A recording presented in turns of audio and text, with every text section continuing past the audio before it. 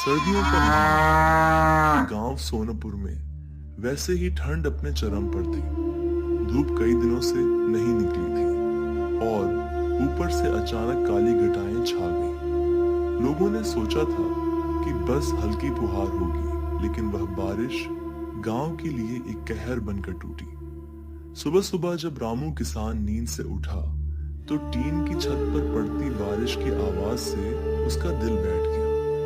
ठंडी हवा हड्डियों तक चुभ रही थी। उसने दरवाजा खोला तो देखा पूरा गांव कीचड़ में डूबा था।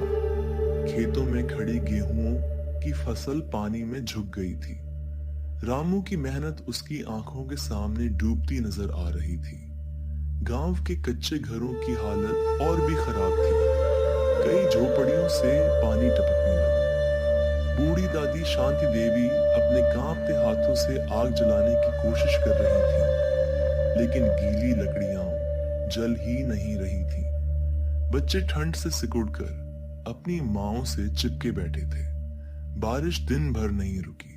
शाम तक ठंड और बढ़ गई। गांव की पगडंडी नदी जैसी बहने लगी। बिजली पहले ही नहीं थी, अब मोबाइल भी काम नहीं कर रहे थे। लोग एक दूसरे की मदद के लिए निकलना चाहते थे, लेकिन बारिश और ठंड ने सबको घरों में कैद कर दिया। रामू ने हिम्मत जुटाई। उसने अपनी पुरानी कंबल उठाई और पड़ोसियों के घर निकल पड़ा। रास्ते में उसने देखा कि मोहन का घर गिरने की कगार पर है। सब मिलकर उसे सहारा देने लगे। किसी ने सूखी रोटियां दी, किसी ने चाय बनाई, थोड़ी देर के लिए ही सही, लेकिन उस ठंड में इंसानियत की गर्माहट महसूस होने लगी। रात गहरी होती गई। बारिश अब धीमी हो गई थी, लेकिन ठंड और ज्यादा सख्त हो चुकी थी। बच्चों की खांसी और बुजुर्गों की कराह सुनकर पूरे गांव का दिल रो रहा था। सब लोग भगवान से बस यही प्रार्थना कर रहे थे कि सुबह तक बारिश थम जाए। अगली सुबह जब बादल थोड़े छंटे तो गांव की हालत साफ दिखाई दी।